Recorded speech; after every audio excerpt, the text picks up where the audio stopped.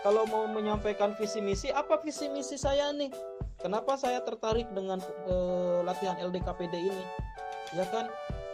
Harus ngerti dulu. Biasanya kalau orang paham apa yang akan disampaikan dengan cara dibaca, ya, kemudian diulang-ulang, ya, nah itu bisa menyampaikan materi dengan baik. Sebelum membawakan sebuah pidato di depan para penonton, maka kamu harus mengetahui dan memahami terlebih dahulu materi yang akan kamu sampaikan. Hal ini berguna untuk meminimalkan kesalahan-kesalahan saat kamu menyampaikan pidato di depan banyak orang. Nah, jadi tujuannya jelas. Untuk apa? Untuk meminimalkan terjadinya kesalahan. Bayangkan nanti kalian harus berpidato di depan ratusan. Kalau LDKPD sesungguhnya pada saat pemilihan ketua OSIS itu harus berpidato di hadapan ratusan orang. Bayangkan kalau orang nggak punya pertama mental dan nggak paham apa yang akan disampaikan, apa yang terjadi kira-kira. Malu-maluin nggak itu? Maluin Pak. Iya, memalukan loh kok pengurus OSIS mentalnya kayak gitu.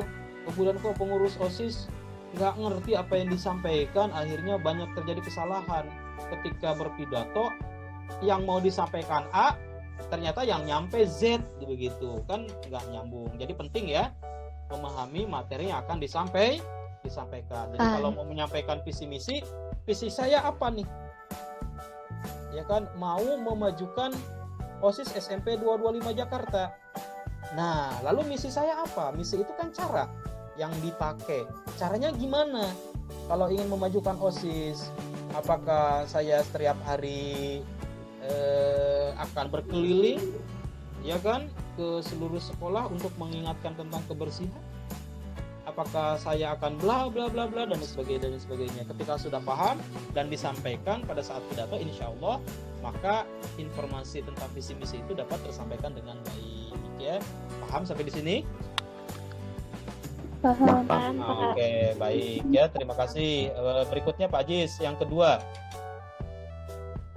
Nah, selain paham akan materi yang disampaikan, yang kedua adalah membacanya dengan tenang. Janganlah kita bicara misalnya seperti Insinyur Soekarno atau Bung Tomo begitu ya, mereka memang jenius ya kan. Nah, rata-rata orang ketika berpidato membaca teks.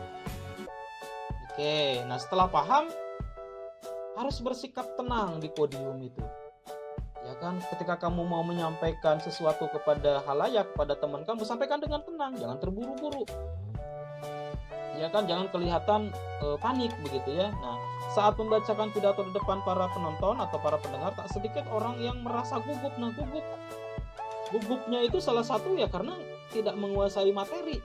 Tapi kalau sudah menguasai materi, insya Allah tenang dia, yakin, pede gitu. Kalau bahasa kaliannya itu pede, santuy. Gua mah santuy aja, saya mah santuy aja lah. Orang saya sudah hafal kok materinya, orang saya sudah terbiasa kok. Oke, bodoh amat yang lain, aku mah santuy aja, aku mah tenang saja. Nah, maka kalau kita tenang, begitu kan, menghela napas sebelum berbicara, baca bismillah, kemudian sebelumnya mengulang-ulang materi yang akan disampaikan, insya Allah maka informasi akan sampai dengan baik ya. Kalau membaca teks, baca teks dengan tenang, jangan terburu-buru. Ini mah sudah baca teks, kemudian kelihatan banget gitu ya, baca teksnya kelihatan dan kayak orang lagi baca undang-undang begitu. Ya contoh misalnya ya pidato, Assalamualaikum warahmatullahi wabarakatuh, perkenalkan nama saya Henry Metanope ya, saya dari kelas 8 sekian, umur saya ya gitu.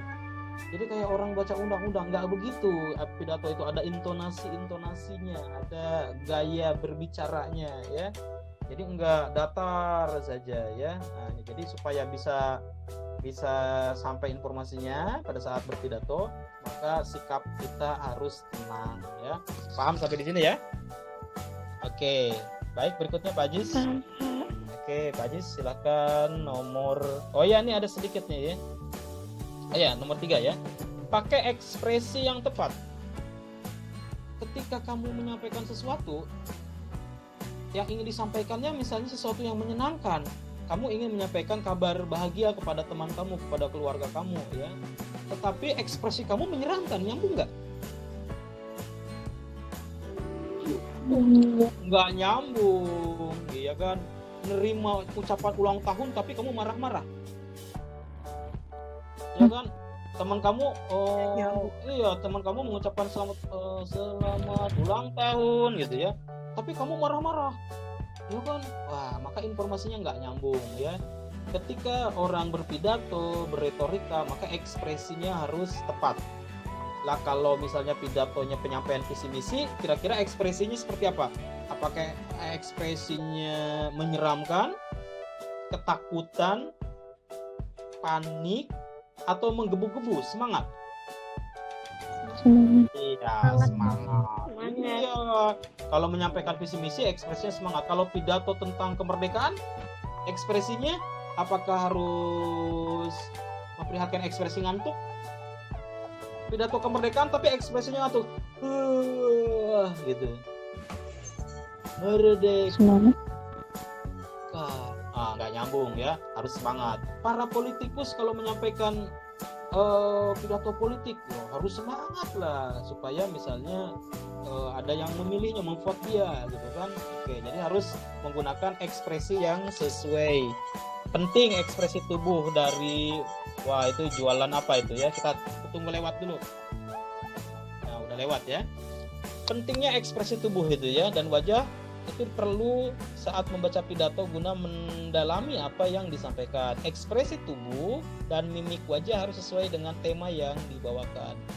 Jika pidato tersebut bertema tentang perjuangan, maka mimik wajah dan gerak tubuh juga harus menggambarkan semangat juang. Jadi antara ekspresi dengan materi pidato harus sinkron. Intinya itu, paham? Kalau materi pidatonya tentang perjuangan, ekspresinya harus menggebu-gebu. Ya kan? Kalau misalnya pidatonya tentang tentang peristiwa menyedihkan, misalnya telah terjadi peristiwa tabrakan misalnya, masa disampaikan dengan ketawa-ketawa? Nyambung nggak seperti itu? Tidak. Nanti kamu digebugin, wah ini orang nggak tahu situasi lagi sedih kok nyampein pidatonya malah ketawa-ketawa sih. Wah, kan nanti disangkanya orang stres gitu ya, tuh orang stres lagi pidato, orang lagi berduka kok nyampein pidatonya malah ketawa-ketawa begitu kan. Jadi antara ekspresi dengan isi materi harus sinkron ya. Ya, paham sampai di sini anak-anak ya? Oke, jadi tidak ya, harus yang pertama paham materi, yang kedua harus tenang, yang ketiga ekspresinya harus tepat. Ya, yang keempat, Hadis. Oke, baik ya. Nah, apa yang keempat nih? Silakan dibaca apa yang keempat.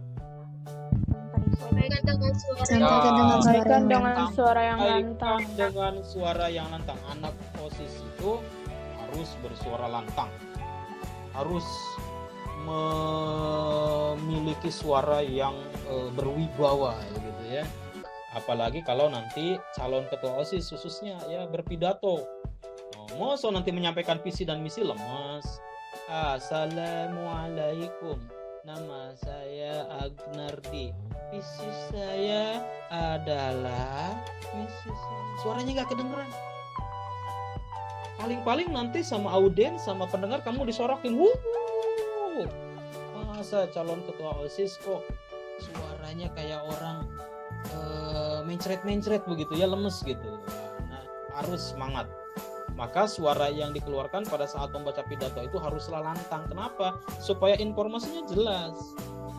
Ya, penonton tertarik. Bayangkan tuh, Bung Tomo. Bagaimana Bung Tomo itu ketika dia berpidato, suaranya lemes nggak? Lantang kan? Saudara-saudara sekalian, hari ini kita kedatangan para penjajah. Wah, lantang ya kan? Mari kita pertahankan kemerdekaan ini ya, karena seperti itu. Karena kemerdekaan adalah hak segala bangsa, wah, seperti itu ya.